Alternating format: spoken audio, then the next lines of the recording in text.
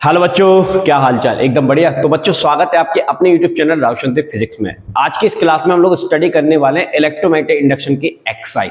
इसमें हम एग्जांपल भी करेंगे और साथ ही एक्सरसाइज के सभी क्वेश्चन करेंगे और बहुत ही बेहतरीन सॉल्यूशन आपको करा दूंगा। पूरे यूट्यूब पर कहीं पर भी आप जाकर देख लेना, कंप्लीट सॉल्यूशन आपको देखने को नहीं मिलेगा, लेकिन इस वीडियो में आपको देखने को मिलेगा। तो ये वीडियो सभी स्टूडेंट के लिए काफी इंपॉर्टेंट एंड यूजफुल रहने वाली है, क्योंकि जब आप एनसीईआरटी के क्वेश्चन एक एक आप सॉल्व करते हो एग्जाम्पल के, एक्सरसाइज के, तो आपको हेल्प मिलती है कि न्यूमेरिकल को एक्चुअली में इस चैप्टर के न्यूमेरिकल, किसी भी चैप्टर के न्यूमेरिकल को अप्रोच कैसे किया जाता है। तो वो सिखाता है एनसीईआरटी कि भाई इस लेवल के क्वेश्चन को ऐसे सोचना है, उस लेवल के क्वेश्चन को ऐसे सोचना है। तो आपको एनसीईआरटी एक्सरसाइज लगानी ही लगानी है। अगर आप नहीं लगाएंगे, उसको इग्नोर करेंगे, तो कोई मतलब निकलेगा, एग्जाम आप कर ही नहीं पाएंगे। ठीक है। इसके बाद आपको पीवाईक्यूज लगाने हैं ताकि आपको बिल्डअप मिले कि भाई क्वेश्चन को कैसे अप्रोच किया जाता है, कैसे उसको सॉल्व किया जाता है। लेकिन कंसेप्ट क्लियरिटी आपको एनसीईआरटी देगी। तो एनसीईआरटी बहुत जरूरी है। तो इस वीडियो को अगर आप देख रहे हैं तो प्लीज पूरा देखिएगा विदाउट स्पीकिंग। अगर आप स्पीक करेंगे तो कोई मतलब नहीं आएगा, तो स्किप नहीं करना है, पूरा देखना है। तो चलिए क्लास को अभी स्टार्ट करेंगे। चैप्टर 6 से इलेक्ट्रोमैग्नेटिक इंडक्शन की बात करेंगे। यहां पर जो भी कुछ पढ़ाया जाएगा उसका पीडीएफ आपको 8109471083, this is my WhatsApp number. यहां पर आपको प्रोवाइड मैं करवा दूंगा सारी चीजें। ठीक है। क्लास को स्टार्ट करने से पहले ये हमारा चैनल रावशंती फिजिक्स के नाम से चाहे तो सब्सक्राइब कर लेना आप लोग। ठीक है। प्लेलिस्ट के ऑप्शंस में आप लोगों के लिए बहुत ज्यादा काम किया जा रहा है यहाँ पर। तो देखिए, हाँ, ये एक प्लेलिस्ट है आपके सामने। यहाँ पर सारे चैप्टर्स मैंने करा दिए लगभग। Electric charge, electric potential, current, electricity, moving charge, magnetism and matter, electromagnetic induction, alternating current, electromagnetic waves और रे ऑप्टिक्स। तो अभी तक हमने सेकेंड बुक का फर्स्ट पार्ट हमने कंप्लीट कर दिया। रे ऑप्टिक्स कंप्लीट आपको मिलेगा। बहुत सारे न्यूमेरिकल्स मिलेंगे एनसीईआरटी के, पीवाईक्यूज मिलेंगे और साथ में पूरा कंप्लीट पैकेज है। एक बार आपने पढ़ लिया तो मैं ये कहता हूं मजा आ जाएगा आपको। ठीक है। तो पूरा दिया हुआ है यहाँ पर। दूसरा हमारा ये एनसीईआरटी, जैसे कि अभी आप ये सीरीज को देख रहे हैं, एनसीईआरटी एक्सरसाइज सीरीज है, जिसमें मैं अभी तक 5 से 6 चैप्टर कंप्लीट करा चुका हूं। ठीक है। तो आप इसको भी फॉलो कर सकते हैं। और दूसरा आपका ये चल रही है सबसे important series, PYQ series. First chapter, second chapter, third chapter, fourth chapter, fifth chapter. तो अभी तक यहाँ तक पीवाईक्यू आ चुके हैं। जल्दी और भी चैप्टर के आपको पीवाईक्यू देखने को मिलेंगे। तो चलिए क्लास को स्टार्ट करते हैं। ये नंबर जरूर सेव कर लीजिएगा आप। हाय राहुल सर, जो भी आपको लिखना है अच्छी बात है, और बोल दीजिएगा कि इस चैप्टर के साथ नोट्स प्रोवाइड करा दीजिए, मैं आपको प्रोवाइड करा दूंगा। ठीक है। चलिए आइए तो क्वेश्चंस की बात करते हैं। पहला क्वेश्चन आपकी स्क्रीन पर आ चुका है। क्वेश्चन क्या कहता है कि कंसीडर एक्सपेरिमेंट 6.2 नाम का एक्सपेरिमेंट पढ़ा हुआ है मैंने अपने यूट्यूब पर जो वीडियो डाला हुआ उस पर मैंने पढ़ाया हुआ है। इनका ये कहना है कि what would you do to obtain a large deflection of the galvanometer. देखिए, हमने एक कॉइल ले ली इस तरह से। इस कॉइल में हमने क्या लगाया, एक गैल्वेनोमीटर लगाया बेटा। This is a galvanometer. ठीक है। गैल्वेनोमीटर का काम क्या होता है बताओ। गैल्वेनोमीटर का काम होता है करंट को सेंस करना। अगर इलेक्ट्रिक सर्किट में करंट फ्लो हो रही है तो वो सेंस कर लेगा, लेकिन करंट तभी फ्लो होगी जब वो क्लोज सर्किट होगा। ठीक है। इसके पास हम मैग्नेट लेकर आते हैं, या फिर मान लीजिए कोई सोलेनॉइड नाम की कोई चीज लेकर आते हैं। जैसे सोलेनॉइड ले आया मैं, ये सोलेनॉइड, इसमें बैटरी लगा दी मैंने। क्या लगा दी मैंने? बैटरी लगा दी। सोलेनॉइड को लेकर आ गया, मैग्नेट को लेकर आ गया। तो जब हम इसके पास मैग्नेट को लेकर आते हैं या सोलेनॉइड को लेकर जाते हैं, इसमें ऑलरेडी इलेक्ट्रिक करंट फ्लो हो रहा है, और आपको पता है कि इलेक्ट्रिक करंट जब फ्लो होता है तो ये अपने चारों तरफ मैग्नेटिक फील्ड बनाता है, जिसका फॉर्मूला होता है μ0 n I। ये फॉर्मूला होता है। जितना ज्यादा इलेक्ट्रिक करंट फ्लो कराओगे उतना ज्यादा मैग्नेटिक फील्ड बनेगा। तो इससे जो मैग्नेटिक फील्ड बनेगा वो इसके पास लाने पर इससे लिंक्ड हो जाएगा, और लिंक्ड हो जाएगा तो फैराडे ने हमको बताया था कि फ्लक्स में जैसे ही चेंज होगा तो इसमें एक इलेक्ट्रिक करंट इंड्यूस हो जाएगी। इंड्यूस करंट बोलेंगे, इंड्यूस्ड ईएमएफ बोलेंगे, कि जब इसको हमने चलाया तो इसमें एक ईएमएफ आ गया और उस ईएमएफ की वजह से इसमें करंट फ्लो होना स्टार्ट हो गई। क्या सबूत है करंट फ्लो हो रही है? तो आंसर ये डिफ्लेक्शन दिखा रहा है। तो अगर आपको इसमें मोर डिफ्लेक्शन चाहिए, लार्ज डिफ्लेक्शन चाहिए, तो क्या क्या हम कर सकते हैं? तो पहली चीज तो डिफ्लेक्शन के लिए एक कॉइल को रेस्ट रख के दूसरी कॉइल का रिलेटिव मोशन कराना है, मतलब इसको रोक कर इसको चलाना है। अगर आप इसके पास लाके इसको खड़ा कर दोगे कुछ नहीं होगा। मैग्नेट को किसी कॉइल के पास लाके खड़ा कर दोगे कुछ नहीं होगा, क्योंकि फ्लक्स में चेंज नहीं होना। तो पहली नेसेसरी कंडीशन क्या है जो आपको करनी है? यस, रिलेटिव मोशन करना है, तभी जाके फ्लक्स में चेंज होगा, मैग्नेटिक फ्लक्स में, मैग्नेटिक फील्ड में चेंज होगा, जिससे इसमें क्या आ जाएगा? यस, करंट आ जाएगा। दैट्स ऑल, इसमें डिफ्लेक्शन बता देगा ये।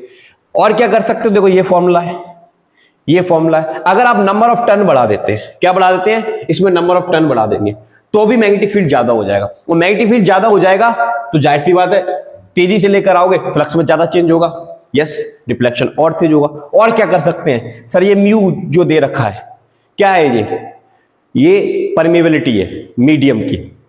किस मीडियम की, एयर और वैक्यूम की है।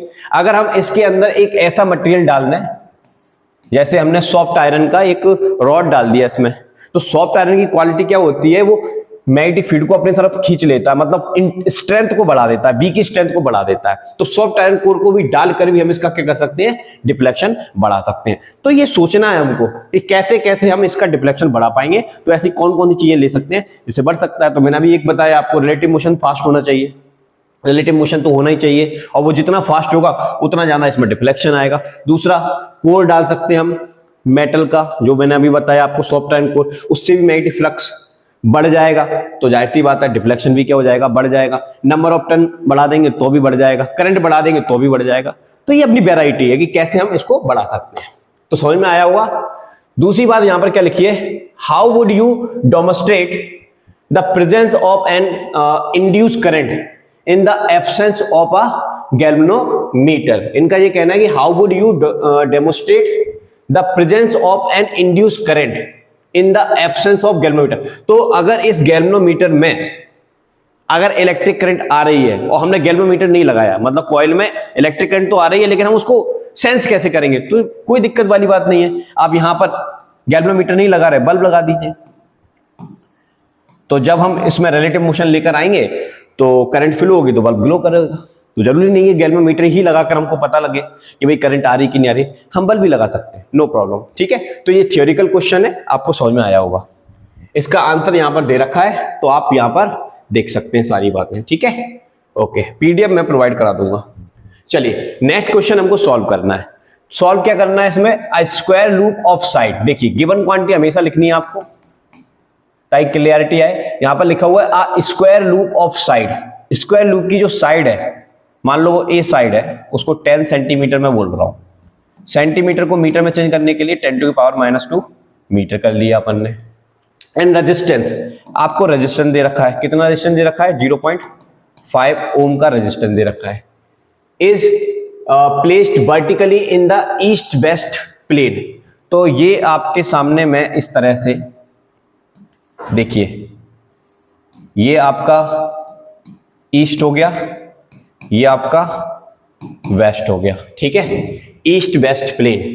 तो यहां पर लिखा हुआ है placed vertically in the east west plane. तो ईस्ट वेस्ट प्लेन के वर्टिकली इसको प्लेस किया जाता है। तो ऐसे कर देता हूं मैं, this way, this is the, तो ये वर्टिकली है, ईस्ट वेस्ट प्लेन में वर्टिकली ऐसे खड़ा कर दिया। ठीक है, okay. A uniform magnetic field of 0.10 tesla. अब यूनिफॉर्म मैग्नेटिक फील्ड है, 0.10 टेस्ला है, is set up across the plane in the north east direction में। तो ये आपका यहां पर this is the north, this is the south. ठीक है, तो साउथ से मैग्नेटिक फील्ड निकलता है, नॉर्थ में एंटर करता है, अर्थ का जो मैग्नेटिक फील्ड होता है। और वो जो मैग्नेटिक फील्ड है वो किस डायरेक्शन में सेटअप है, नॉर्थ टू ईस्ट। इन्होंने ये बोला है सवाल में, कहां बोला है, north to east, this way, okay, direction. The magnetic field is decreased to 0 in 0.70 second. तो पहले मैग्नेटिक फील्ड कुछ था, बाद में मैग्नेटिक फील्ड 0 हो गया, और कितने टाइम में हुआ, डेल्टा टी दे रखा है, तो इन्होंने बोला है 0.70 सेकेंड। तो हमसे क्या पूछा है, at a study rate determine the magnitude of induced EMF and current during this time interval. तो आपको ईएमएफ निकालना है और करंट निकालनी है, कोई खास बात नहीं, दो चीजें निकालनी है। चलिए तो कैसे करेंगे, देखिए सबसे पहले तो आप ईएमएफ का फॉर्मूला लगाइए। ईएमएफ का फॉर्मूला क्या होता है, -d∅/dt। ये होता है कि नहीं होता, ठीक है। इसको हम डेल्टा के टर्म्स में भी लिख सकते हैं, ΔΦ/Δt, ऐसे लिख सकते हैं। दूसरी चीज, अब इसको थोड़ा सा हम चेंज करते हैं। फाई जो होता है फ्लक्स का फॉर्मूला होता है BA cos थीटा, और नंबर ऑफ टर्न्स होते हैं, तो यहां पर नंबर ऑफ टर्न्स की बात नहीं की जा रही तो उसको 1 मान लेता हूं। तो BA कॉस थीटा। अब थीटा की वैल्यू चाहिए आपको, तो थीटा की वैल्यू आप कैसे निकालेंगे? ये टोटल होता है 90 डिग्री और ये बीच में कहीं मैग्नेटिक फील्ड है, तो ये एंगल हो जाएगा 45 डिग्री और ये एंगल भी कितना हो जाएगा 45 डिग्री। तो यहां पर जो अपन एंगल यहां पर लेंगे 45 डिग्री लेंगे। ये कौन सा एंगल है? एरिया वेक्टर और मैग्नेटिक फील्ड का एंगल है। तो देखिए ये आपका क्या रखा हुआ है? यस, वर्टिकल प्लेन में ये रखा हुआ है आपका स्क्वायर टाइप का लूप रखा हुआ है, ठीक है। ये इसका एरिया वेक्टर हो गया और यहां पर जो मैग्नेटिक फील्ड है वो कितने एंगल पर है? 45 डिग्री पर है। इसका एरिया वेक्टर से कितनी डिग्री पर है? 45 डिग्री पर, क्योंकि नॉर्थ ईस्ट डायरेक्शन में मैग्नेटिक फील्ड बता रहा है वहां पर, ठीक है। तो 45 डिग्री और डिवाइड में क्या आ जाएगा? डेल्टा टी आ जाएगा। डन। अब यहां पर आप देखेंगे कि एरिया तो कांस्टेंट है, बाहर आ जाएगा। तो और cos 45 की वैल्यू अपन को पता है √2 होती है, ये मैंने लिख दिया। अंदर बचेगा delta B upon delta T, this. अब यहां पर देखिए इनकी वैल्यू हम बाद में रखेंगे, पहले थोड़ा सा सिंप्लीफाई कर लिया जाए। इसको हम लिख सकते हैं v2 माइनस v1 और अपॉन डेल्टा टी। ऐसा क्यों लिखा सर आपने? अरे भाई दे रखा है ना अपन को कंडीशन, ये आ जाएगा। इसके बाद हम क्या कर सकते हैं? इसके बाद हम ये करेंगे कि भाई एरिया का वैल्यू निकालना पड़ेगा। अब स्क्वायर का एरिया निकालना है। देखिए स्क्वायर का एरिया निकालना है, साइड तो दे रखी है, तो एरिया निकालना कौन सी बड़ी बात है? तो एरिया होता है ए स्क्वायर होता है। अब ए की वैल्यू आपको दे रखी है 10 टू की पावर, देखिए यहां पर -1 आएगा। कितना आएगा? -1 मीटर। तो अगर आप इस पर स्क्वायर लगा देंगे तो 10 टू पावर -2 मीटर स्क्वायर, ये एरिया आ जाएगा। ये क्या आ जाएगा? एरिया आ जाएगा। तो अब इस एरिया को मैं यहां पुट ऑन कर रहा हूं, -10 टू की पावर कितना था? -2 दिस, ओके। और √2, ओके। यहां पर हमको b1 b2 की वैल्यू चाहिए, तो b2 की वैल्यू तो 0 है, तो यहां पर 0 पुट करूंगा। और इसकी कितनी है? 0.10, तो इसको मैं लिखूंगा 0.10 और टाइम दे रखा है मेरे को कितना?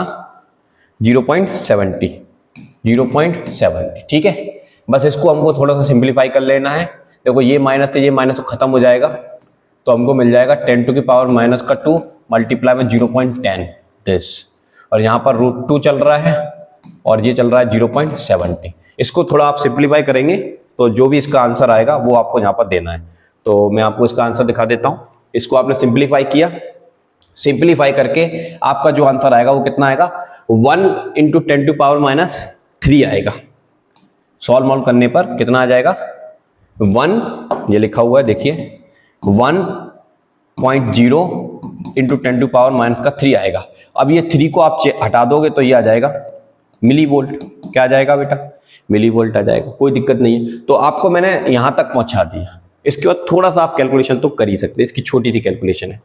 अब दूसरी चीज हमसे क्या पूछी जा रही है यहाँ पर? देखिए इसमें दूसरी चीज हमसे क्या पूछी जा रही है कि हमको इसमें करंट भी निकालनी है। तो करंट निकालने का फॉर्मूला हम जानते हैं, I बराबर क्या होता है? Voltage divided by resistance. तो यहाँ पर वोल्टेज का काम कौन कर रहा है? EMF। और रेजिस्टेंस आपको दे रखा है सवाल में, ये दे रखा है 0.5। तो E की वैल्यू अभी आपने जो निकाली 1 × 10 टू पावर कितना आई थी? -3। यहाँ पर पुट कर देंगे, सॉल्व कर लेंगे, आपका आंसर आ जाएगा। क्या आ जाएगी? आपकी करंट आ जाएगी। तो करंट आपकी आ जाती है 2, कितना लिखा है? 2 milliampere. This is a current. तो कितना बढ़िया सवाल था, समझ में आया होगा कैसे किया। एक्चुअली क्या है, डायग्राम थोड़ा क्लियर कट आना चाहिए, उसके बाद सवाल तो हो ही जाता है, क्योंकि यहाँ पर एंगल अपन को देखना पड़ा था। समझ में आया? चलो बहुत बढ़िया। तो ये आ गया आपका डन, ओके। इसको लिख ही देते हैं भैया, देख ही लिया है तो आंसर कितना आया था अभी अच्छे से लिख देते हैं। सॉल्व किया आपने तो इसका आंसर आपने निकाला 1 × 10 टू पावर -3 वोल्ट, और यही आपका कहलाएगा 1.0 मिली वोल्ट। और करंट की वैल्यू अभी आपने निकाली थी, कितना था ये? 1 × 10 टू पावर -3 और रेजिस्टेंस कितना था? 0.5। तो पॉइंट हटेगा तो ऊपर एक 0 आ जाएगी, तो 5 से ये कैंसिल हो जाएगा। तो ये 2 × 10 टू पावर -3 एम्पियर या फिर 2 मिली एम्पियर आपका आंसर हो जाएगा। ठीक है, चलो ठीक है, ये हो गया अपना सवाल। ये सॉल्यूशन आपने देख ही लिया, यहाँ पर एनसीईआरटी का सॉल्यूशन है ये। चलिए अगला क्वेश्चन क्या कहता है, a circular coil of radius 10 centimetre. ठीक है, तो गिवन क्वांटिटी अपने पास आर दे रखा है 10 सेंटीमीटर। सेंटीमीटर को मीटर में चेंज करेंगे 10 टू पावर -2 मीटर। ठीक है, नंबर ऑफ टन्स आपको दे रखे हैं 500। ठीक है, ओके। एंड रेजिस्टेंस भी दे रखा है बेटा सवाल में 2 ओम, ठीक है। Placed with its axis perpendicular to the horizontal component of the earth. तो यहां पर प्लेन की जगह एक्सिस कर लेना तो थोड़ा क्लियरिटी आएगी आपको डायग्राम को समझने में। ये करेक्शन थोड़ा आपको करना है। ये देखो हमारी अर्थ है, ये उसका एक्सिस है, यहां पर आपका नॉर्थ पोल हो गया, यहां पर आपका साउथ पोल हो गया, ठीक है। मैग्नेटिक फील्ड लाइन जो होती हैं वो कहां से निकलती हैं, साउथ से नॉर्थ में इस तरह से जाएंगी, लाइक दिस दिस वे, इस तरह से, ठीक है। ये मैग्नेटिक फील्ड लाइन जा रही है, ओके ओके ओके, इस तरह से, ठीक है। अब जो आपकी लूप है, ये आपका लूप है, देखिए दिस, ठीक है। ये क्या है, with its axis perpendicular to the horizontal component. तो हॉरिजॉन्टल कंपोनेंट की ये परपेंडिकुलर, देखो ये एक्सिस है, ठीक है। एक्सिस जो है वो लूप के कैसा हो गया, परपेंडिकुलर, जैसे अकॉर्डिंग टू क्वेश्चन, ठीक है। अब इसका जो एरिया है, एरिया वेक्टर हमेशा सरफेस का कैसा होता है, परपेंडिकुलर होता है। तो ये सरफेस और ये एरिया वेक्टर, और उसी डायरेक्शन में आपका मैग्नेटिक फील्ड है ऊपर की तरफ, ये magnetic field direction.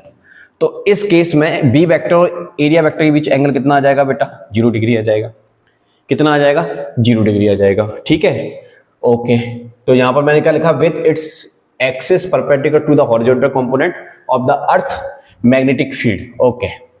It is rotated about its vertical diameter. अब इसको हम रोटेट करेंगे इसके वर्टिकल डायमीटर से, ऐसे घुमा देंगे। तो जैसे ही आप इसको घुमाओगे तो अब इसका एरिया वेक्टर नीचे की तरफ आएगा, जो कि मैग्नेटिक फील्ड के साथ कितना एंगल बना लेगा, 180 डिग्री का एंगल बना लेगा। लिखा है क्या, लिखा भी है 180 डिग्री का एंगल। तो पहला जो एंगल है वो θ1 है, वो 0 डिग्री है, और फिर बाद में घुमाया वो कितना है, 180 डिग्री है, ठीक है। आगे क्या लिखा है, इन 0.20 सेकेंड। तो ये डेल्टा टी की वैल्यू मान लेता हूं 0.25 सेकेंड, ठीक है। Estimate the magnitude of the EMF, हमको ईएमएफ निकालना है, ठीक है, निकाल देंगे। And current induce in the coil, कितनी करंट इंड्यूस हुई वो भी हमको निकालना है, ठीक है, निकाल देंगे। Horizontal component of the earth magnetic field हमको गिवन है, बी की वैल्यू दे रखी है इन्होंने, कितनी, 3 × 10⁻, कितना, -5 टेस्ला। कैसे करेंगे, बड़ा ही अच्छा क्वेश्चन है। देखिए ई का फॉर्मूला हम जानते हैं, क्या होता है, -N/d∅/dt, और अगर हम मैग्नीट्यूड लेंगे तो माइनस हम हटा सकते हैं अगर हमको मैग्नीट्यूड निकालना है तो, ठीक है। तो हम सिंपल क्या लिख सकते हैं यहाँ पर, n, और डेल्टा के फॉर्म में भी लिख सकते हैं, इस तरह से भी लिख सकते हैं, नो प्रॉब्लम। तो हमको कुल मिला के फ्लक्स चाहिए। अब ये डेल्टा फाई क्या है, डेल्टा फाई है आपका φ2 - φ1, और ये दे रखा है आपको डेल्टा टी, ये दे रखा है आपको डेल्टा टी। तो आपको φ2 निकालना पड़ेगा, φ1 निकालना पड़ेगा। तो उसके लिए क्या करना पड़ेगा, देखो इनिशियल फेज निकालने के लिए फॉर्मूला होता है BA, दिस, ये फॉर्मूला होता है। B आपको दे रखा है 3 × 10⁻, कितना, देखिएगा जरा सवाल में, 3 × 10⁻⁵, 10⁻⁵, और एरिया आपको पता है लूप का एरिया πr² होता है, सर्कुलर लूप है, तो एरिया कितना होगा, πr², ठीक है, ओके, ठीक है भाई, πr² होगा, 3 × 10⁻⁵ पाई, और r की वैल्यू आपको दे रखी है इन्होंने, कितनी, 10⁻⁻1, तो ये आ जाएगा 10⁻⁻2, दिस, ये आ जाएगा। इसी तरह से अब आप निकालेंगे कौन सा, φ2, तो वो भी सेम इतना ही आएगा मेरे हिसाब से। तो 3 × 10⁻⁵ पाई × 10⁻⁻2। लेकिन अब एक चीज सुनिए, थोड़ा मैंने जल्दबाजी में गलती कर दी, cos थीटा भी तो होता है प्लस के फॉर्म में, तो cos 0 आएगा यहाँ पर, और BA cos 180 आएगा, बस ये जल्दबाजी हो गई थी, कोई बात नहीं। तो यहाँ पर cos 180 की वैल्यू कैसी होती है बेटा, माइनस, तो माइनस का 3 × 10⁻⁵, 5 × 10⁻, कितना हो जाएगा, -2। तो ये माइनस का आएगा, वो प्लस का आएगा, क्योंकि cos 0 1 होता है, cos 180 -1 होता है, तो ये आ जाएगा। उसके बाद आप अप्लाई कर दीजिए फॉर्मूला अपने पास है n ΔΦ/ΔT, और इसको हमने चेंज किया था φ2 - φ1 में, और अपॉन में क्या है, डेल्टा टी। इसमें हमको वैल्यू को पुट ऑन करना है और सॉल्व कर लेना है। तो देखिए इसका जो सॉल्यूशन है, इधर मैं आपको दिखा देता हूँ एनसीईआरटी में, ये मैंने निकाल के दिखाया, ये मैंने आपको निकाल के दिखाया, ठीक है। इसके बाद ये फॉर्मूला हमने लगाया, इसकी वैल्यू हमने रखनी है यहाँ पर φ2 - φ1 की। तो इसको आप सॉल्व कर लोगे तो ये आपको आंसर आ जाएगा 3.8 मैं वहां लिख देता हूं डायरेक्ट आंसर इसका कितना आएगा वैल्यू रखने पर। देखिए एक सेकेंड, इसमें वैल्यू रख लेते हैं पहले। ई बराबर आपको दे रखा है, अच्छा इसको थोड़ा सॉल्व करना चाहे तो कर सकते हैं। जो 10 टू पावर कितना हो जाएगा 3 इंटू 10 टू पावर माइनस का 7, ठीक है, वेबर। और ये भी आप चाहे तो लिख सकते हैं इसको 3 इंटू 10 टू पावर माइनस का 7 पाई वेबर। पाई नहीं भूलना है अपन को, वेबर, ठीक है, इस तरह से। तो इसकी वैल्यू को जहाँ रखा था आपने 100, अच्छा कितने टन है एक बार देख लेते हैं, 500 टन है, 500 टन है, ठीक है भाई। और φ2 की वैल्यू आपको पता है ये है -3 इंटू 10 टू पावर कितनी माइनस का 7, ओके। और फिर माइनस फाइबर की वैल्यू कितनी है 3 इंटू 10 टू पावर माइनस का 7, और पाई कॉमन निकाल दूंगा तो बाहर आ जाएगा दिस। और अपन में टाइम दे रखा है, टाइम कितना है, टाइम है आपका 0.25 दिस। इसको आप सॉल्व कर लेंगे तो ये आंसर आपको अकॉर्डिंग टू एनसीईआरटी कितना मिल रहा है सॉल्व करने पर, ये मिल जाएगा 3.8 इंटू 10 टू पावर माइनस का 3 वोल्ट। कहाँ चला गया, ये मिल जाएगा 3.8 इंटू 10 टू पावर कितना था माइनस का 3 वोल्ट, 3 वोल्ट, ठीक है, ये आपको मिल जाएगा। Okay done. चलिए ये चीज मिल जाएगी आपको। अच्छा इसमें ये प्लस का आ रहा है, एक चीज आपको ये दिक्कत देगी, प्लस का आ रहा है, प्लस का आ रहा है तो आप क्या कर पाएंगे, देखिए ये जो फॉर्मूला होता है इसमें आपको पता है जहां पर माइनस आता है यहाँ माइनस लगा लीजिएगा। तो यहाँ पर ये दोनों चीजें जब सॉल्व होगी तो वो आपको माइनस का देगा, और वो माइनस इस माइनस से क्या हो जाएगा प्लस हो जाएगा, तो अल्टीमेटली इसका आंसर क्या आ जाएगा प्लस में आ जाएगा। तो ये इतना आंसर आ जाएगा इसका ईएमएफ का। इसको आप लिख सकते हैं, सॉरी ये माइनस इस माइनस को प्लस कर देगा तो ये प्लस का आंसर आएगा, और ये आपका आ जाएगा 3.8, इसको हटाएंगे तो मिली वोल्ट आ जाएगा, ठीक है। करंट निकालने का फॉर्मूला होता है E/R, तो E की वैल्यू आपको दे रखी है 3.8, और रेजिस्टेंस आपको दे रखा है कितना 2, ठीक है। इसको आप सॉल्व कर लेंगे तो आपको करंट मिल जाएगी कितनी 1.9 इंटू 10 टू पावर माइनस का 3 एम्पियर, और इसको हटा देंगे तो ये काय में आ जाएगी मिली एम्पियर में आ जाएगी दिस, क्योंकि हमने ये वाली वैल्यू रखी है, ठीक है। और अगर ये वाली वैल्यू नहीं रखेंगे तो ये मिली एम्पियर में आ जाएगी, ठीक है। तो थोड़ा सा कैलकुलेटिव है, आपको करना पड़ेगा और ये चीज आपको समझनी पड़ेगी यहाँ पर, ठीक है।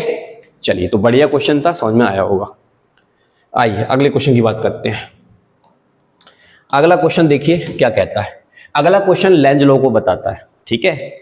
लेंज लॉ के बेसिस पर हमको बताना है कि क्या होने वाला है करंट की डायरेक्शन का। तो यहाँ पर लिखा है so planar loop of different shapes moving out of और into a region of a magnetic field which is directed normal to the plane of the loop away from the radar determine the direction of induced current in each loop using Lenz law, ठीक है, कोई दिक्कत नहीं। तो Lenz law आपको पता है, Lenz law क्या कहता है, तेरे आने का मैं अपोज करूंगा, तेरे जाने का मैं अपोज करूंगा, तेरे आने का भी अपोज करूंगा, तेरे जाने का भी अपोज करूंगा, ये लेंज लॉ कहता है। तू जब मेरे पास आएगी तो मैं तुझे पास नहीं आने दूंगा, तू मुझसे जब दूर जाएगी तो मैं तुझे दूर भी नहीं जाने दूंगा, ये लेंज लॉ है। सच कह रहे हो सर? यस, लेंज लॉ इसी को बोलते हैं कि अगर आप मैग्नेट के नॉर्थ पोल को किसी कॉइल के पास लेकर आओगे तो ये कॉइल इस तरह से बिहेव करेगी कि ये नॉर्थ को पास नहीं आने देगी, और ये तभी पॉसिबल हो सकता है कि जब नॉर्थ को नॉर्थ आके रिपेल कर दे। तो इसका मतलब ये है कि इस लूप में ऐसी करंट फ्लो होगी जो कि इसके इस साइड के सरफेस को नॉर्थ बना दे और नॉर्थ से नॉर्थ रिपेल हो जाए।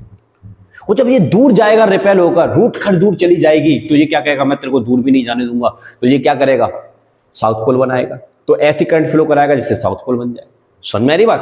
तो थोड़ा सा अब ये तो मैंने बताया लेंज लॉ, ये आपने पढ़ा ही है, चैप्टर में पढ़ रखा है और बहुत अच्छे से मैंने समझाया है वन शॉट में, तो आप देख सकते हैं। देखिए इधर, अब इधर आइए, यहां पर आप देखेंगे कि हमारे पास एक फॉर्मूला होता है फ्लक्स का, क्या होता है, VA दिस, ठीक है, और परपेंडिकुलर है तो cos 0 1 होता है, खत्म हो गई बात। तो VA, अगर ये फ्लक्स है दो तरह से बढ़ सकता है, अगर आप एरिया बढ़ा दोगे तो भी फ्लक्स बढ़ जाएगा, मैग्नेटिक फील्ड बढ़ा दोगे तो भी फ्लक्स बढ़ जाएगा, सही है। अब यहां पर क्या है, आपके सामने ए बी सी और डी एक रेक्टेंगुलर लूप है। इस लूप को आप क्या कर रहे हो, मैग्नेटिक फील्ड में लेकर आ रहे हो। मैग्नेटिक फील्ड क्रॉस है, क्रॉस मतलब मैग्नेटिक फील्ड अंदर की तरफ है। ये मैग्नेटिक फील्ड है और ये आप इसको ऐसे लेकर आ रहे हो, तो ये मैग्नेटिक फील्ड को कट करेगा तो इसमें फ्लक्स में चेंज आएगा, फैराडे के अकॉर्डिंग इसमें ईएमएफ आएगा। लेकिन वो ईएमएफ जो होगा लेंज लॉ से ये बताएगा कि उसकी डायरेक्शन इस प्रकार होगी कि उस रीजन का विरोध करेगी जिसके कारण वो पैदा हो रही है। तो फ्लक्स के चेंज की वजह से पैदा हो रही है तो फ्लक्स के चेंज होने का विरोध करेगी।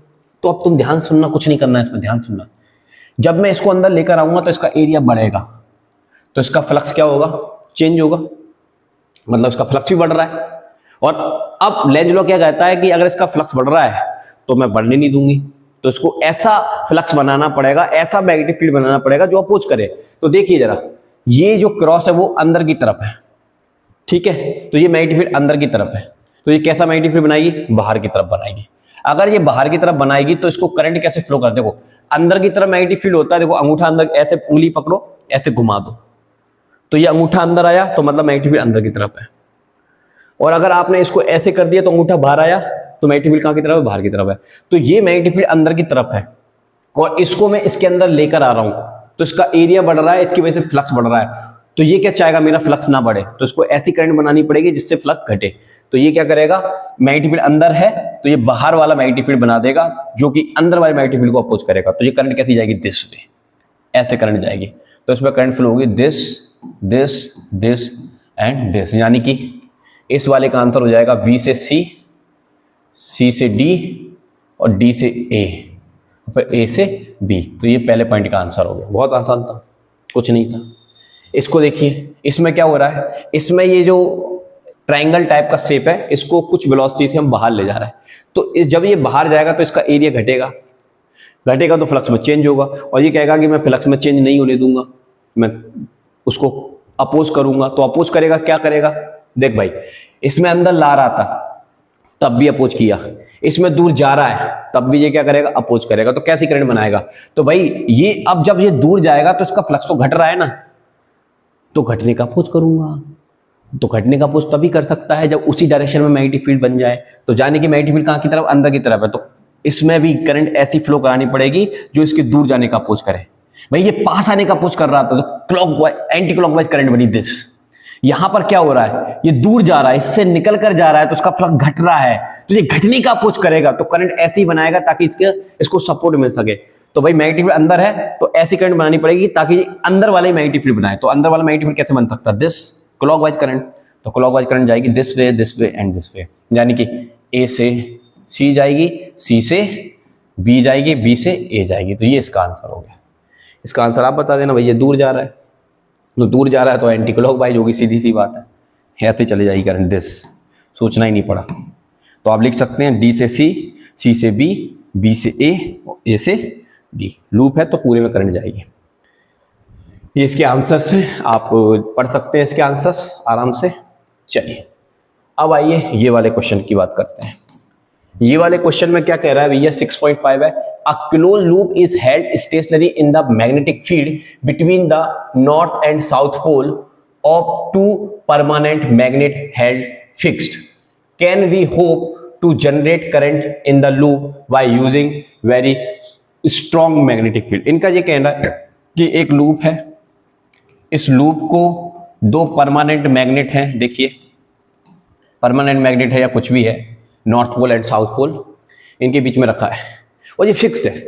तो भाई कोई चीज फिक्स्ड होती है तो मैग्नेटिक फील्ड तो है, दिस इज मैग्नेटिक फील्ड, लेकिन मैग्नेटिक फील्ड में चेंज नहीं हो रहा। और अगर चेंज नहीं होगा तो इलेक्ट्रिक करंट और ईएमएफ इंड्यूस नहीं होगा। ठीक है, तो इस क्वेश्चन का तो आंसर यही हो जाएगा कि भाई परमानेंट मैग्नेट हो या चाहे कितना भी स्ट्रॉन्ग मैग्नेटिक फील्ड हो, अगर उस फील्ड में चेंज नहीं आ रहा है तो उस लूप से लिंक फ्लक्स में चेंज नहीं होगा, फ्लक्स में चेंज नहीं होगा तो करंट भी नहीं बनेगी। तो no flux change, no current induce, खत्म हो गई बात। दूसरे में क्या कह रहा है, a close loop moves normal to the constant electric field. अब कांस्टेंट इलेक्ट्रिक फील्ड कहां होता है, देखो ये हमारे पास एक कैपेसिटर है, ठीक है, ये एक कैपेसिटर है, मान लीजिए चार्ज कैपेसिटर है तो इस पर पॉजिटिव चार्ज होगा, यहां पर नेगेटिव चार्ज होगा, इस तरह से। तो इनके बीच में एक इलेक्ट्रिक फील्ड है। अब इस इलेक्ट्रिक फील्ड में तुम एक लूप को अंदर ले जाओ, बाहर ले जाओ, कोई मतलब नहीं है भाई, ये इलेक्ट्रिक फील्ड है। इलेक्ट्रिक फील्ड थोड़ी ना क्रिएट करेगा इसमें करंट। मैग्नेटिक फील्ड में जब चेंज होता है तब करंट आती है। ये तो इलेक्ट्रिक फील्ड है, तो इलेक्ट्रिक फील्ड में अगर लूप को अंदर ले जाओगे बाहर ले जाओगे कोई फ्लक्स में चेंज नहीं होगा, मैग्नेटिक फ्लक्स में चेंज नहीं होगा। मैग्नेटिक फ्लक्स में चेंज नहीं होगा तो करंट वैसे भी नहीं बनेगी। तो जाहिर सी बात है क्या लिखा है, a close loop moves normal to the constant electric field between the plates of a large capacitor is the current induced in the loop when it is wholly inside the region between the capacitor plates, when it is partially outside the plates। भाई अंदर ले जा बाहर ले जा कुछ नहीं होने वाला, इलेक्ट्रिक फील्ड है, इलेक्ट्रिक फील्ड से नहीं बनता, ठीक है। इंड्यूस्ड करंट मैग्नेटिक फील्ड के चिन्ह से बनता है, ये तो हमको पता है, ठीक है। चलो अगले पॉइंट की बात करते हैं, ये काफी अच्छा पॉइंट है, इसको थोड़ा समझिएगा, इसको थोड़ा समझिएगा। क्या कह रहा है, a rectangular loop and a circular loop, एक रेक्टेंगुलर लूप है और एक सर्कुलर लूप है, are moving out a uniform magnetic field. इसको मैग्नेटिक फील्ड से बाहर निकाला जा रहा है, ठीक है, निकाल दो भाई बाहर, फिगर में दे रखा है। To a field free region with a constant velocity, constant velocity से चला रहा है साहब, ठीक है, चलाओ। In which loop do you expect the induced EMF to be constant during the passing out the field region, the field is normal to the loop. बहुत बढ़िया। इनका ये कहना है किस में कांस्टेंट चेंज आएगा और किस में नहीं आएगा। तो तुम यहां पर देखो, अगर मान लो मैं इतना एरिया मैंने इसमें से बाहर निकाल दिया, एक फ्लक्स चेंज हुआ, फिर इतना एरिया फिर बाहर निकला, फिर से फ्लक्स चेंज हुआ, इतना एरिया फिर बाहर निकला, फिर फ्लक्स में चेंज हुआ, तो ये एरिया के एलिमेंट अगर मैं सेगमेंट कट करता हूं तो ये सेम एलिमेंट है, तो सेम फ्लक्स में चेंज हो रहा है, यानी कि यहां पर कांस्टेंट फ्लक्स में चेंज होगा। कैसा होगा, कांस्टेंट। लेकिन इस केस में देखिए, पहले इतना एरिया निकला बाहर, कम, फिर ज्यादा, फिर और ज्यादा, फिर कम, फिर कम।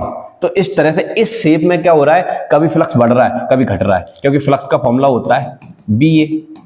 एरिया बढ़ेगा फ्लक्स बढ़ेगा, एरिया घटेगा फ्लक्स घटेगा। तो यहां पर वेरिएबल है आपका, कैसा है, वेरिएबल चेंज है, और यहां पर कैसा चेंज है, कांस्टेंट। चेंज ही नहीं है, मतलब कांस्टेंट है, बदल सेम कांस्टेंट है। तो फ्लक्स यहां पर कांस्टेंट रहेगा, यहां पर क्या होगा, चेंज होगा। इस फील्ड में रेक्टेंगुलर को निकालोगे तो कांस्टेंट रहेगा, इसमें चेंज होगा, ठीक है। चलिए, ये क्वेश्चन आपके एग्जाम में पूछा गया है, बढ़िया क्वेश्चन है, ध्यान समझिएगा। ये क्वेश्चन को समझाने से पहले एक चीज मैं आपको समझाना चाहूंगा, ध्यान सुनना।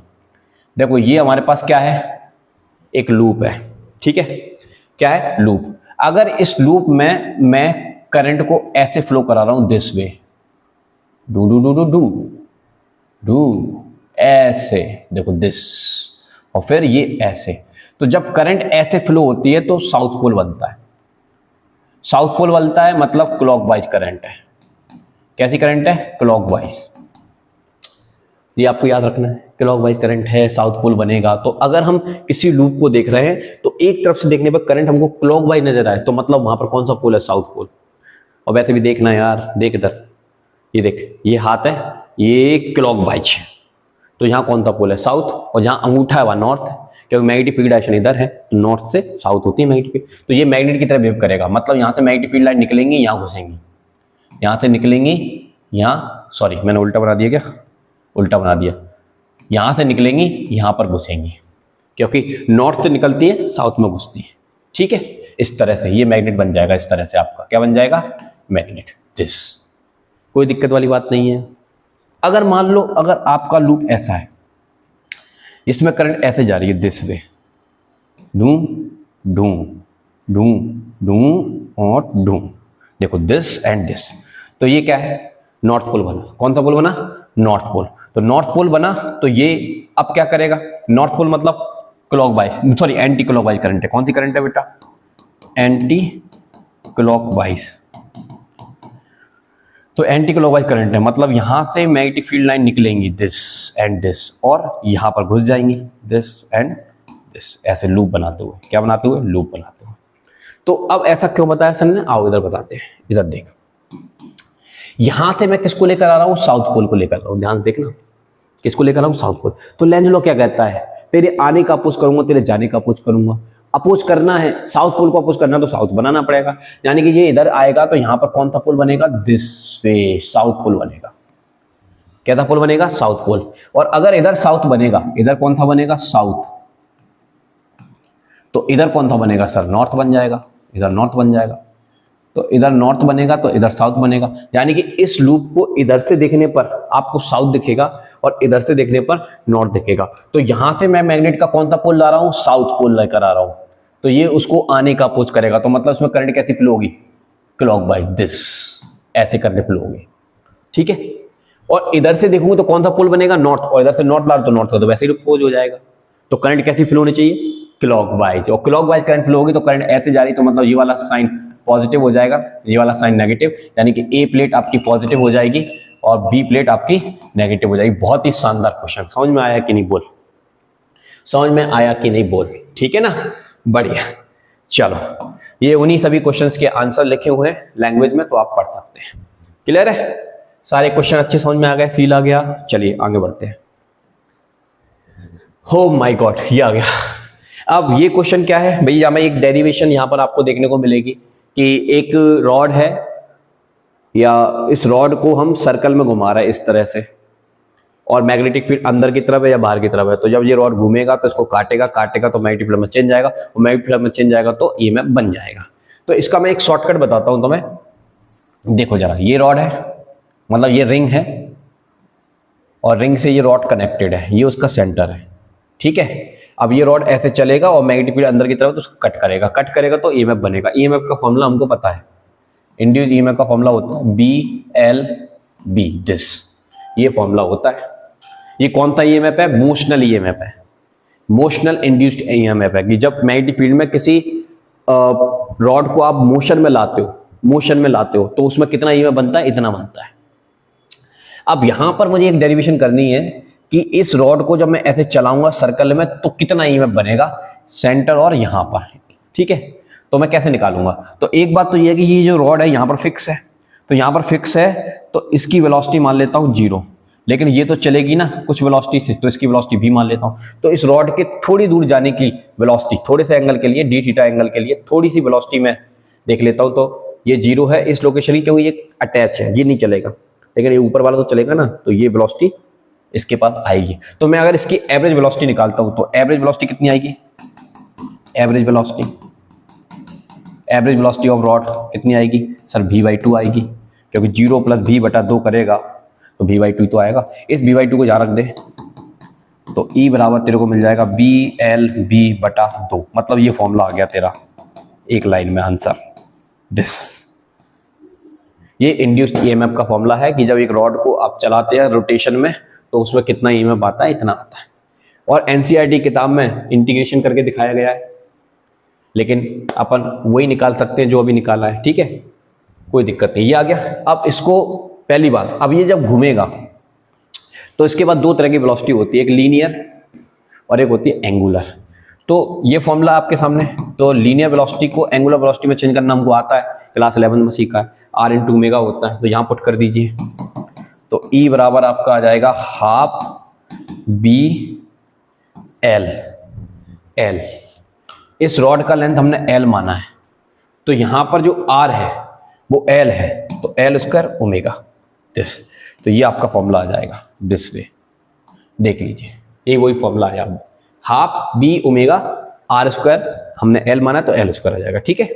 ये आ गया, ये तो फॉर्मूला आ गया। अब इसको सॉल्व कैसे करेंगे, अच्छा इसका सॉल्यूशन भी निकालना है अपन को, ईएमएफ निकालना है, तो कैसे करेंगे देखिए। A metallic rod of 1 metre length, तो ठीक है, तो गिवन हमारे पास है यहां पर मेटालिक रॉड की लेंथ है 1 metre, okay, is rotated with the frequency of this, frequency दे रखी है आपको 50 रेवोल्यूशन मतलब राउंड पर सेकेंड, ठीक है, ये मतलब है उसका। With one end hinged at the centre, okay, ये फिक्स है। दूसरा क्या है, other the end of the circumference of a circular metallic ring of radius this, rod की लेंथ 1 मीटर, रेडियस भी 1 मीटर, ठीक है, कोई दिक्कत नहीं है, सेम चीज है। About an axis passing through the centre, perpendicular to the plane of ring, ठीक है, कोई दिक्कत नहीं है, ऐसे एक्सिस निकल रहा है। A constant and uniform magnetic field 1 tesla, magnetic field दे रखा है 1 टेस्ला, ठीक है। और कोई कहानी, tesla axis is present everywhere, ठीक है। What is the EMF between the centre and the metallic ring, okay, तो हमको EMF निकालना है। अभी मैंने आपको EMF का फॉर्मूला बताया था, E बराबर 1/2 BL² ओमेगा, ये फॉर्मूला था अपने पास, ठीक है। और यहाँ पर ओमेगा का फॉर्मूला होता है फ्रीक्वेंसी के टर्म में 2 पाई न्यू दिस, ये फॉर्मूला होता है। यहाँ पुट करिए तो E बराबर 1/2 BL² और ये आ जाएगा 2 पाई न्यू।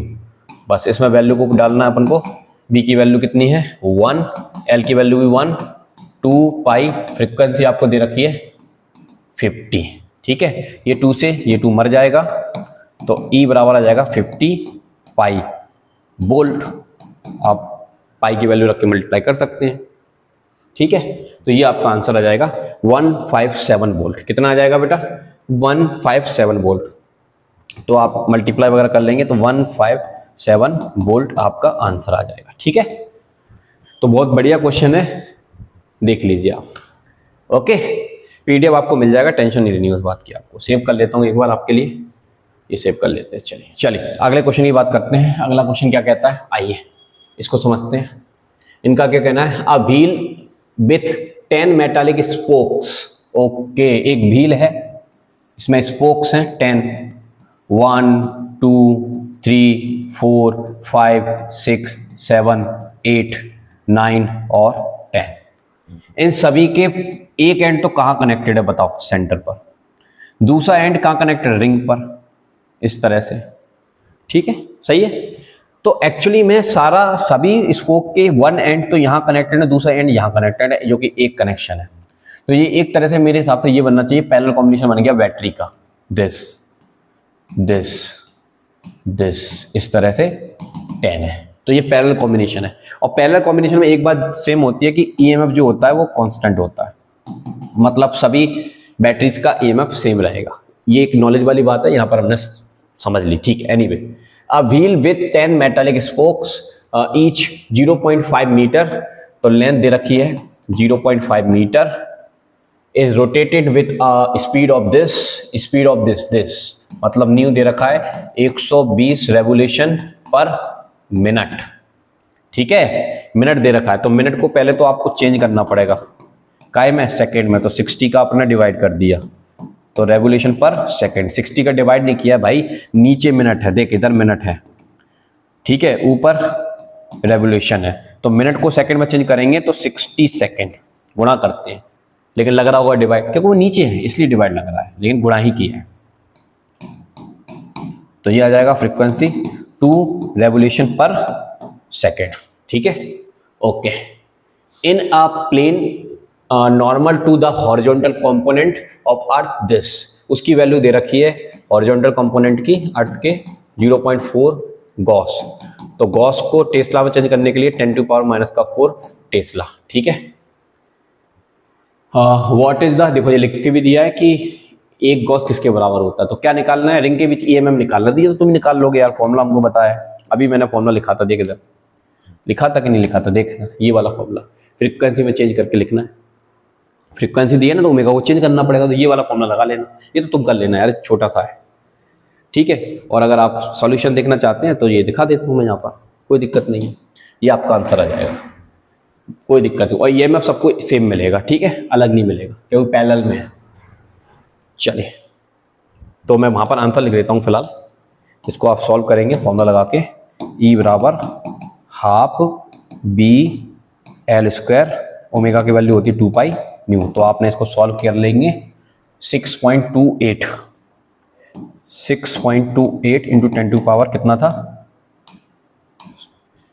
-5 वोल्ट, ये आपका आंसर आ जाएगा। कोई दिक्कत नहीं है, सब क्वांटिटी गिवन है, निकाल सकते हैं, ठीक है। चलो आ जाओ, ये एक बढ़िया क्वेश्चन है। देखिए ये कैसे करेंगे, 2 कंसेंट्रिक सर्कुलर कॉइल्स, ये पहली और ये दूसरी। पहले की रेडियस मान लो R1 है, तो दूसरी कितनी मान लो R2। बोला है क्या R1 R2, बोला भी इन्होंने। स्मॉल रेडियस है R1 और बड़ी वाली रेडियस है R2, सच दैट R1 बड़ा है, मतलब R1 छोटा है, R2 बड़ा है, ये मतलब है ना। आर प्लेस को actually with centres coinciding obtain the mutual inductance of the arrangement, ठीक है, निकाल देते हैं। तो आपको ये पता है कि करंट फ्लो हो रही है टू कंसेंट्रिक कॉइल, मान लीजिए इसमें से एक कॉइल में करंट फ्लो हो रही है, ये R2 में करंट फ्लो हो रही है I, ठीक है, ओके। और उसके अंदर एक छोटा वाला कॉइल रखा हुआ है जिसका रेडियस है R1, ठीक है। तो obtain the mutual inductance of the arrangement. तो जब करंट फ्लो होती है तो उसके सेंटर पे मैग्नेटिक फील्ड का फॉर्मूला आपको याद है, म्यू नॉट एन आई बटा 2r, ये फॉर्मूला होता है। और अगर नंबर ऑफ टर्न 1 है तो ये फॉर्मूला सिंपल हो जाएगा, म्यू नॉट आई बटा 2r।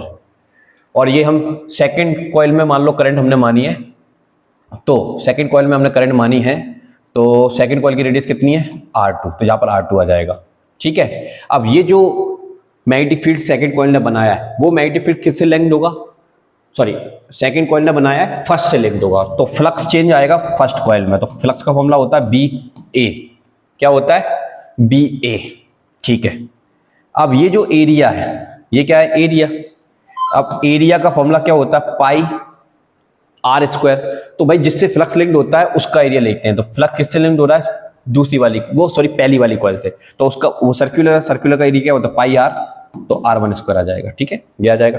अब B की वैल्यू को यहाँ पर डाल दीजिए, B की वैल्यू को यहाँ पर डाल देंगे तो क्या आएगा बताओ, म्यू नॉट I बटा 2R2 multiply pi R1 square, ऐसा कुछ आएगा, ठीक है, बहुत बढ़िया, ये आ जाएगा। इसके बाद इस I को मैं नीचे ले जाता हूँ, तो 5 बटा I इधर आएगा, म्यू नॉट पाई R1 का स्क्वायर बटा 2R2, ये आएगा। इसके बाद 5 अपॉन I को बोलते हैं म्यूचुअल इंडक्टेंस, तो M आ जाएगा, तो म्यू नॉट पाई R1 स्क्वायर बटा 2R2, ये आंसर आ जाएगा।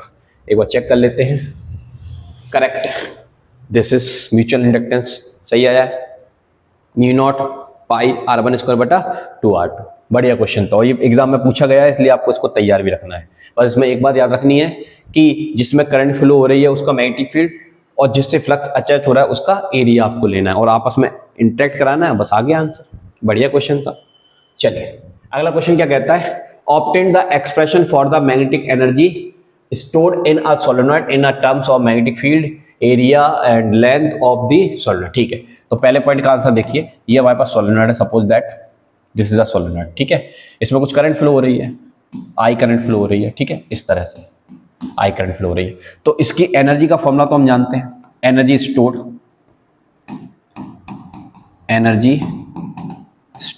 इन सोलेनॉइड, ठीक है, उसका फॉर्मूला U बराबर क्या होता है हाफ L I स्क्वायर, ये फॉर्मूला होता है, ये फॉर्मूला होता है अपने पास सोलेनॉइड का। अब इसमें हम एक फॉर्मूला जानते हैं B बराबर म्यू नॉट एन आई, ये फॉर्मूला जानते हैं, ठीक है बेटा, ये फॉर्मूला जानते हैं। यहाँ से I की वैल्यू निकालो, तो I की वैल्यू आप निकालोगे तो B बटा म्यू नॉट एन आ जाएगी, ये आ जाएगी नहीं आ जाएगी, इस I की वैल्यू को यहाँ पर डाल दो, तो ये आपको मिलेगा U बराबर दिस हाफ L, और I की वैल्यू रखेंगे B बटा म्यू नॉट एन, और इस पर आ जाएगा स्क्वायर, ठीक है। तो ये तो एनर्जी का फॉर्मूला आ गया आपका, यही निकालना है अपन को पहले पॉइंट के आंसर में, चलो ये आ गया। अच्छा इसको कन्वर्ट भी करना है L में, ठीक है, कन्वर्ट कर देंगे, कोई दिक्कत नहीं है।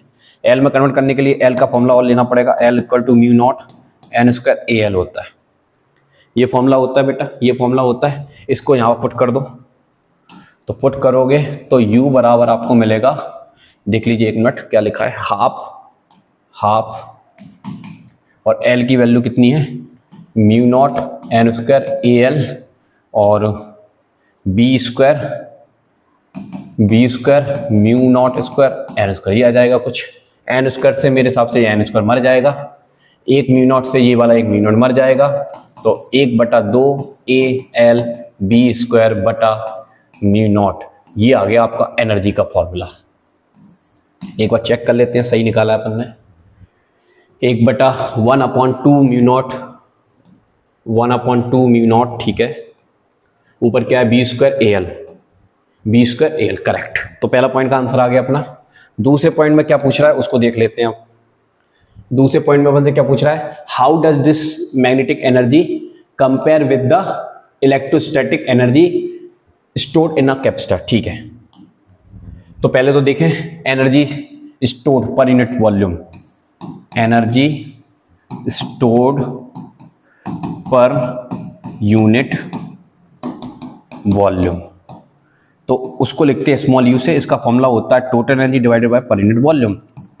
तो टोटल एनर्जी कितनी है ये लिखिए 1/2, तो 1 हटा देता हूं मैं ऊपर से, ऊपर बचेगा अपने पास AL/V², ठीक है, और नीचे आएगा म्यू नॉट, और वॉल्यूम का फॉर्मूला क्या होता है AL, तो AL से AL मर जाएगा, तो एनर्जी डेंसिटी का फॉर्मूला आ जाएगा 1/2 V² अपॉन म्यू नॉट। तो ये आ गई इंडक्टर के अंदर पर यूनिट वॉल्यूम में जो एनर्जी डेंसिटी है वो कितनी होती है दिस। और अपन कैपेसिटर की एनर्जी का फॉर्मूला जानते हैं, ये मैग्नेटिक एनर्जी आई, और इलेक्ट्रिकल एनर्जी का फॉर्मूला जानते हैं 1/2 E² होता है। तो आप देख सकते हैं इलेक्ट्रिक फील्ड हो चाहे मैग्नेटिक फील्ड हो, दोनों पे क्या होता है स्क्वायर होता है। तो ये कंपैरिजन हो गया इसमें, ठीक है, ओके।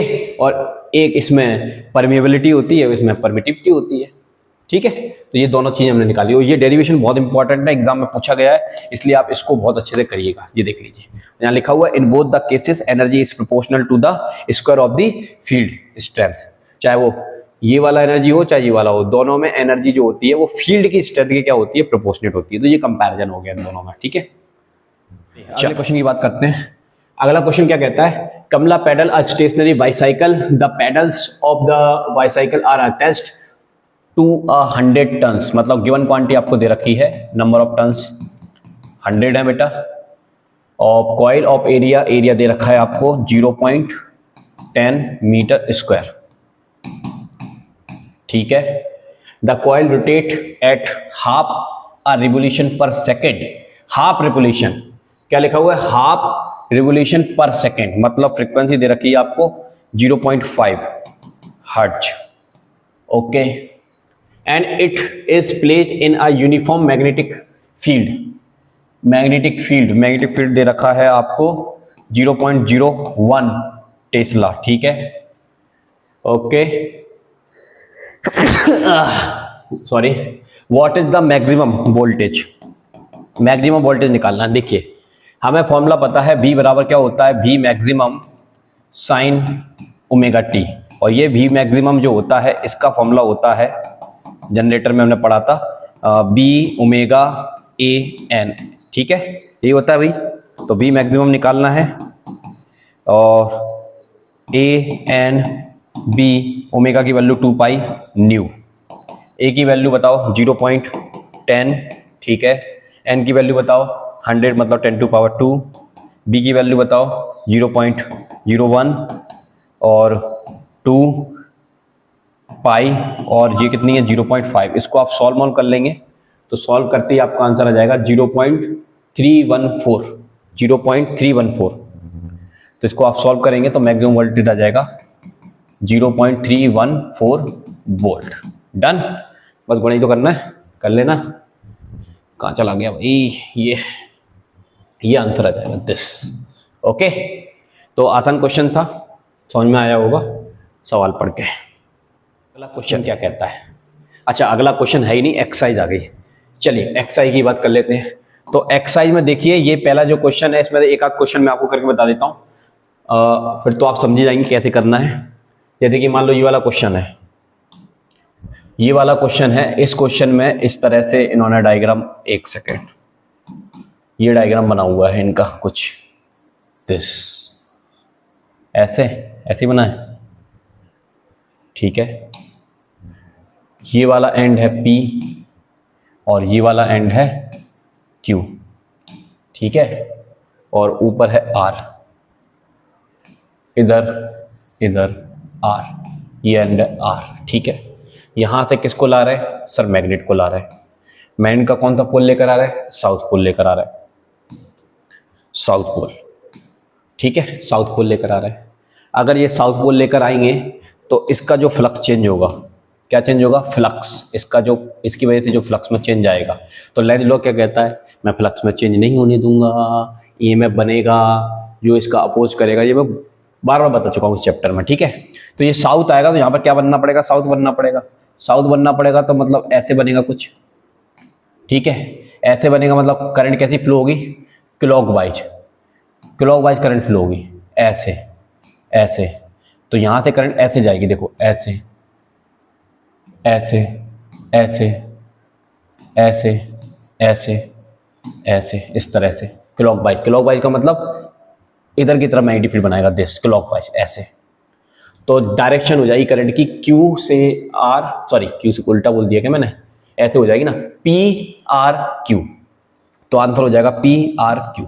डायरेक्शन का पता लगाना था करंट की, ठीक है। तो जब हम साउथ पोल लेकर आएंगे तो लेंज लॉ कहता है कि मैं साउथ के आने का अपोज करूंगा, तो इसको क्या बनाना पड़ेगा, यहाँ साउथ पोल बनाना पड़ेगा। साउथ पोल बनाना पड़ेगा तो क्या करना पड़ेगा, इसको करंट कैसे फ्लो करानी पड़ेगी, क्लॉकवाइज, दिस ऐसे करंट फ्लो करानी पड़ेगी। देखो यहाँ पर ध्यान से ऐसे करंट जा रही है, तो ऐसे करंट जा रही है, तो देखो यहाँ से मैंने बनाया दिस, ऐसे ऐसे जाएगी, चलती जाएगी, ठीक है, ऐसे दिस। तो पी से आर, आर से क्यू, ये आपका आंसर हो जाएगा, ठीक है। एक बार आंसर चेक भी कर लेते हैं। तो पहले कहाँ क्या आ गया अभी, इसका आंसर यहाँ लिखा नहीं है क्या, चलो ठीक है। एनीवे आपको समझ में तो आया ना क्या बताया मैंने। इसी तरह से आप इनका भी निकाल सकते हैं और इनका भी निकाल सकते हैं, कोई दिक्कत नहीं है। यहाँ पर एक हाथ और निकाल के दिखा देता हूँ आपको थोड़ा सा समझने के लिए, ये निकाल के दिखा देता हूँ। देखो इसमें क्या है, इसमें जब हम इसको स्विच को ऑन करेंगे तो इसमें जो करंट फ्लो हो रही है वो पॉजिटिव से नेगेटिव, मतलब ऐसे करंट जा रही है, ऐसे निकल कर आ रही है, सही है। चलो तो इसमें करंट कैसे फ्लो हो रही है, दिस वे, इधर की तरफ। तो मतलब इधर नॉर्थ पोल है, इधर साउथ पोल है, देखो ना ऐसे करंट जा रही है ना, देखो दिस ऐसे ऐसे एंटी क्लॉकवाइज। तो इधर नॉर्थ है, इधर साउथ है। जब आप इसको नॉर्थ लेकर आओगे तो ये क्या बनाएगा, नॉर्थ बनाएगा।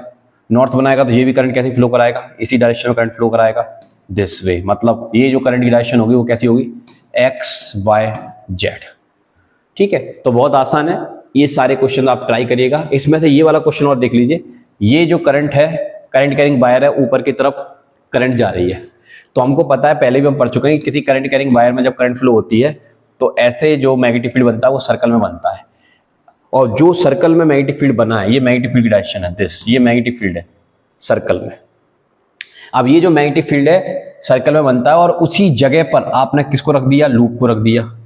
तो यहाँ पर मैग्नेटिक फील्ड के टेंजेंशियली वो लूप आ जाएगा, तो इसके फ्लक्स में क्या चेंज होगा, कोई चेंज नहीं होगा, ठीक है। Current I decreasing at a study rate, study rate लिखा हुआ है यहाँ पर, ठीक है। तो उससे कोई फर्क नहीं पड़ना, आपका कोई इंड्यूस्ड ईएमएफ नहीं आएगा यहाँ पर, क्योंकि जिस डायरेक्शन में मैग्नेटिक फील्ड है उसी डायरेक्शन में क्या है, आपका लूप है, ठीक है। तो बस ये एक स्पेशल केस था, बाकी सब तो आप निकाल ही लोगे जहां तक मैं समझ रहा हूं। चलिए आइए, अब ये भी एक लेंज लॉ पर बेस्ड एक्सआई का एक अच्छा क्वेश्चन है। क्या लिखा हुआ है, use Lenz law determine the direction of induced current. देखो इसमें क्या हो रहा है, इसमें क्या हो रहा है भैया, इसमें हम इसको ऐसे फैला रहे हैं, लिखा हुआ है देखो, a wire of a regular shape turning into a circular shape. इसको हम टर्निंग कर रहे हैं सर्कुलर शेप में, इस तरह से फैला रहे हैं। तो जब हम इसको फैलाएंगे तो इसका क्या होगा सर, फॉर्मूला होता है B इंटू ए, यानी कि इसका एरिया बढ़ेगा। क्या बढ़ेगा, एरिया बढ़ेगा, और एरिया बढ़ेगा तो फ्लक्स बढ़ेगा। तो ये क्या चाहेगा, फ्लक्स ना बढ़े। फ्लक्स ना जब बढ़े तो इसको क्या करना पड़ेगा, एक उल्टी डायरेक्शन में करंट बनानी पड़ेगी। तो ये देखिए इधर ध्यान से कि ये क्रॉस है, क्रॉस मतलब अंदर की तरफ मैग्नेटिक फील्ड है, तो इसको क्या बनाना पड़ेगा, बाहर की तरफ, बाहर की तरफ बनाना पड़ेगा। तो मतलब इसमें करंट डायरेक्शन हो जाएगी बी से दिस दिस दिस दिस, इस तरह से करंट की डायरेक्शन होगी, जो कि ये वाले करंट को क्या कर दे, अपोज कर दे। तो इसमें करंट डायरेक्शन क्या हो जाएगी, ए डी सी और बी, ए से डी से सी से बी, और फिर वापस ए, दिस। इसमें क्या हो रहा है, इसमें बाहर की तरफ है मैग्नेटिक फील्ड, और इसको दबाकर हम छोटा कर रहे हैं इसका एरिया। तो इसमें हम एरिया घटा रहे हैं तो फ्लक्स घटेगा। तो ये क्या चाहेगा, घटने का विरोध करना चाहेगा। तो घटने का विरोध करना चाहेगा तो उसी डायरेक्शन में इसको मैग्नेटिक फील्ड बनाना पड़ेगा, मतलब बाहर की तरफ बनाना पड़ेगा। तो इसमें जो करंट की डायरेक्शन होगी वो कैसी होगी, एंटी क्लॉकवाइज, मतलब this this this and this, यानी कि ए से डी से सी से बी और बी से ए। तो बिल्कुल आसान क्वेश्चन था। देखो इसमें अपन घटाएंगे तो एरिया घटेगा तो फ्लक्स कम होगा, और कम होता तो उसको सपोर्ट करता है लेंज लॉ। और इसमें हम बढ़ा रहे थे तो फ्लक्स बढ़ना चाह रहा था तो वो बढ़ने का अपोज करेगा। तो इस तरह से करंट हमको निकालनी होती है, ठीक है। चलिए अब ये एनसीईआरटी का सॉल्यूशन व कैलकुलेशन वाला क्वेश्चन आ गया। क्या कह रहा है, a long solenoid with 15 turns, एक सोलेनॉइड है इसमें कितने टर्न्स हैं, 15 टर्न्स हैं। एन की वैल्यू दे रखी है 15, ठीक है। पर सेंटीमीटर मतलब टर्न्स पर सेंटीमीटर, यानी कि ये स्मॉल एन की वैल्यू दे रखी है आपको। किसकी वैल्यू दे रखी है बेटा, स्मॉल एन की। Okay, has a small loop of area, small loop of area कितना दे रखा है बेटा, 2 सेंटीमीटर स्क्वायर दे रखा है, ठीक है साहब। प्लेस्ड इनसाइड अ सोलेनॉइड, इसको हमने सोलेनॉइड के अंदर प्लेस्ड करना है। तो ये सोलेनॉइड का एक्सिस है, ये सोलेनॉइड का एक्सिस है, और इसके अंदर हमने नॉर्मली प्लेस किया है, मतलब इस तरह से इसको प्लेस किया है, इस तरह से प्लेस किया है। ओके, तो एक चीज तो हमारे दिमाग में आ जानी चाहिए कि सोलेनॉइड के अंदर ऐसे मैग्नेटिक फील्ड है और इसका एरिया वेक्टर भी इधर होगा, तो थीटा की वैल्यू तो आपको 0 मिल जाएगी, देखेंगे जरूरत पड़ेगी तो।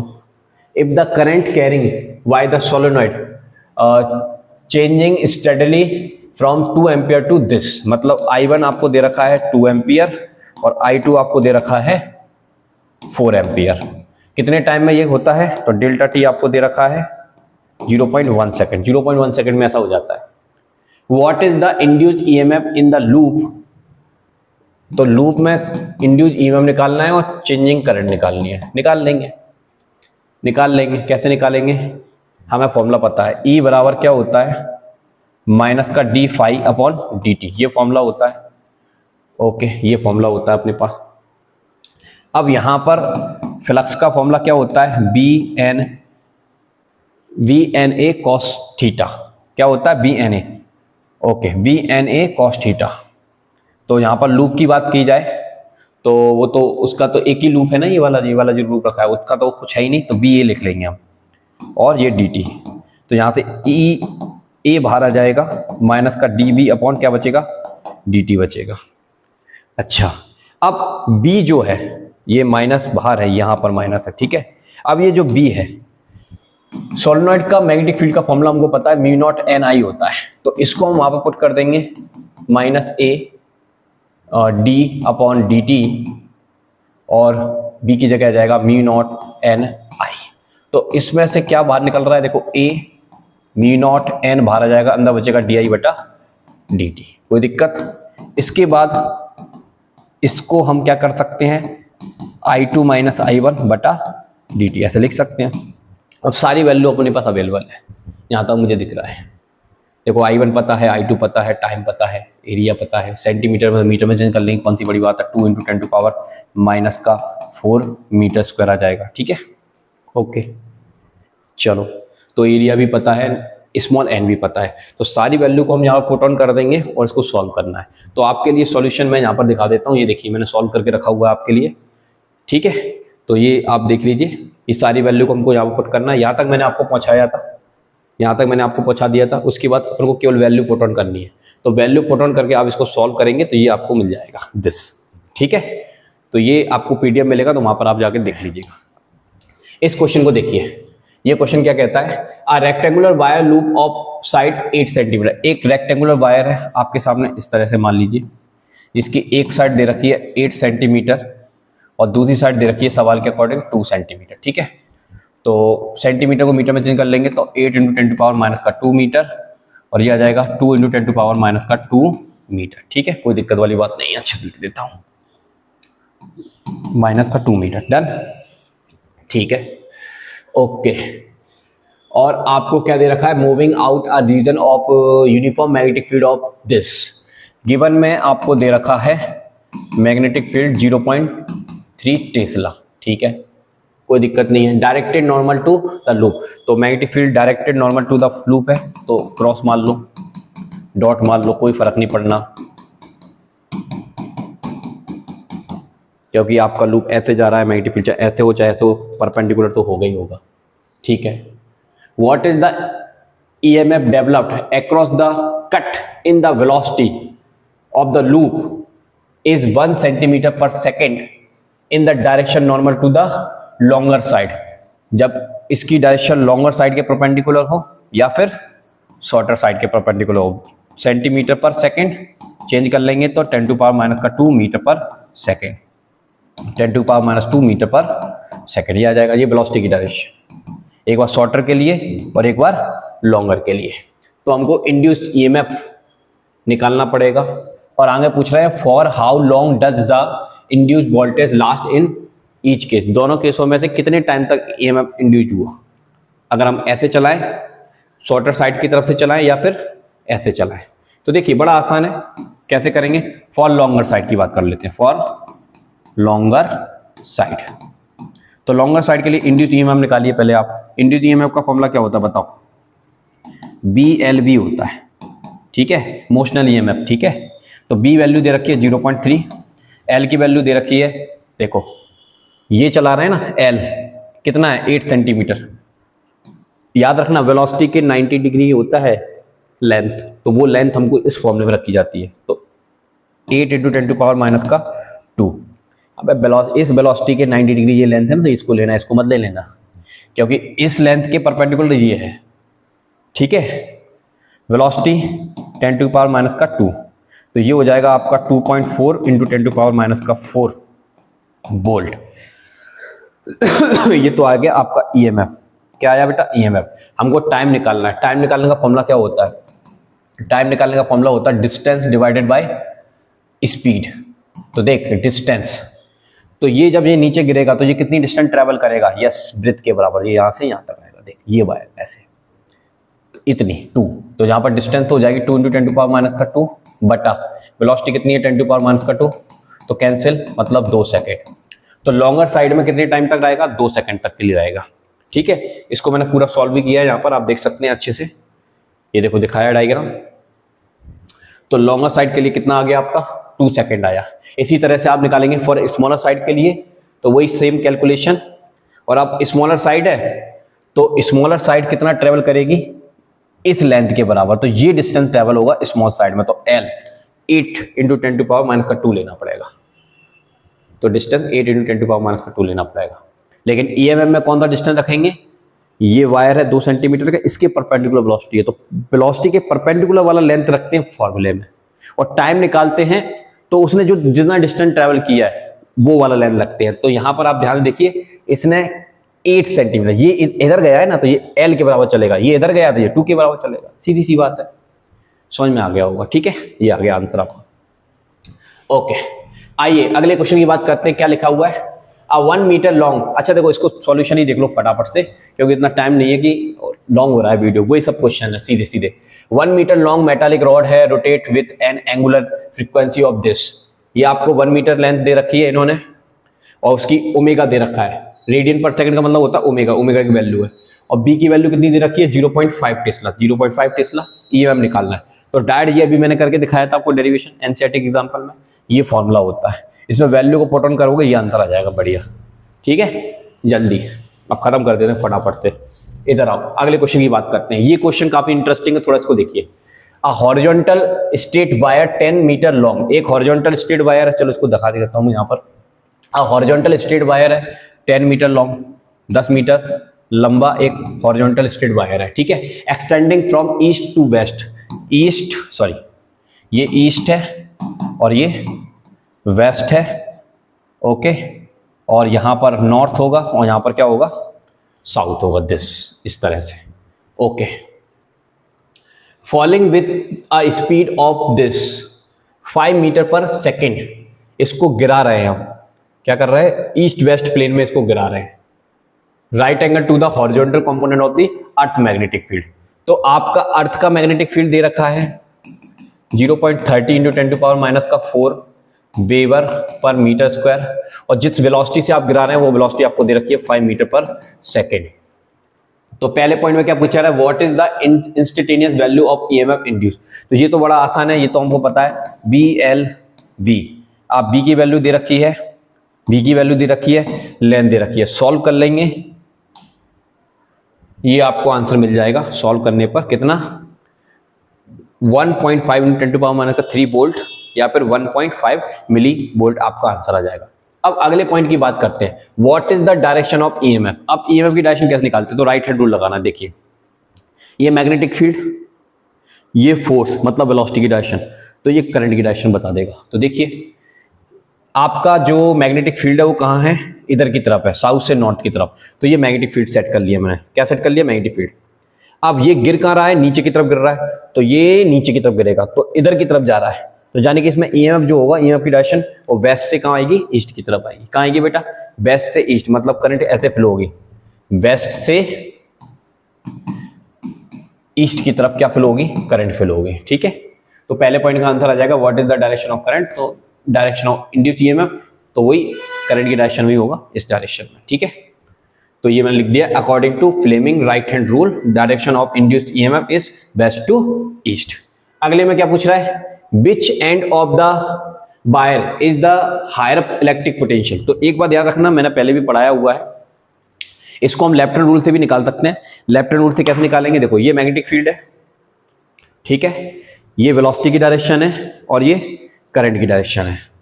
तो इसके लिए हम क्या करेंगे, पहले तो ये मैग्नेटिक फील्ड हमने सेट किया, क्या सेट कर लिया, मैग्नेटिक फील्ड सेट कर लिया।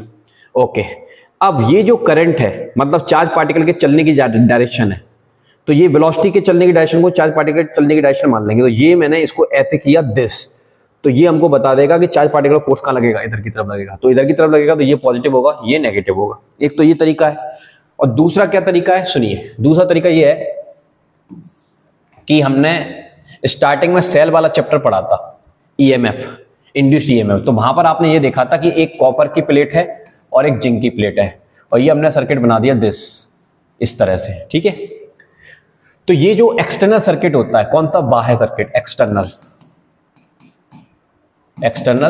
सर्किट, और ये होता है आपका इंटरनल सर्किट। ठीक है, इंटरनल सर्किट। तो एक्सटर्नल सर्किट में जो करंट होती है वो कहां जाती है, देखिए पॉजिटिव से नेगेटिव में, और इंटरनल सर्किट में करंट जो जाती है वो नेगेटिव से कहां जाती है, पॉजिटिव। ठीक है, तो ईएमएफ किसका होता है, सोर्स का होता है, और सोर्स के अंदर करंट कैसे जा रही है, नेगेटिव से पॉजिटिव। तो सिंपल सी बात है, ये यहां से यहां करंट जा रही है, तो ये वाला एंड नेगेटिव होगा और ये वाला एंड कैसा होगा, पॉजिटिव होगा, क्योंकि जब मैं यहां पर वायर से कनेक्ट करूंगा ऐसे ऐसे, तो करंट बाहर कैसे जाएगी, पॉजिटिव से नेगेटिव, लेकिन सेल के अंदर कैसे जाती है, नेगेटिव से पॉजिटिव। तो ईएमएफ सोर्स के अंदर अगर करंट इधर जा रही है पी से क्यू, तो ये नेगेटिव है, ये पॉजिटिव है, दैट्स ऑल। तो ये वाला एंड ईस्ट वाला हायर होगा और ये वाला एंड कैसा होगा, लोअर होगा। फिर भी दोनों चीजों से मैंने आपको बता दिया, यहां पर लिखा भी है, लेफ्ट हैंड रूल से निकाल के बताया हुआ है। ठीक है, चलिए, बड़ा ही आसान क्वेश्चन था। अब ये लगता है लास्ट क्वेश्चन है इस चैप्टर का, तो लास्ट क्वेश्चन आप देख लीजिए कैसे करेंगे। यहां लिखा हुआ है current in a circuit fall from 5 ampere to 0। तो देखो करंट I1 पता है, I2 पता है, I1 की वैल्यू 5 है और I2 की वैल्यू कितनी है, 0 है, और ये फॉल कितने टाइम में हो रहा है, 0.1 सेकंड में हो रहा है।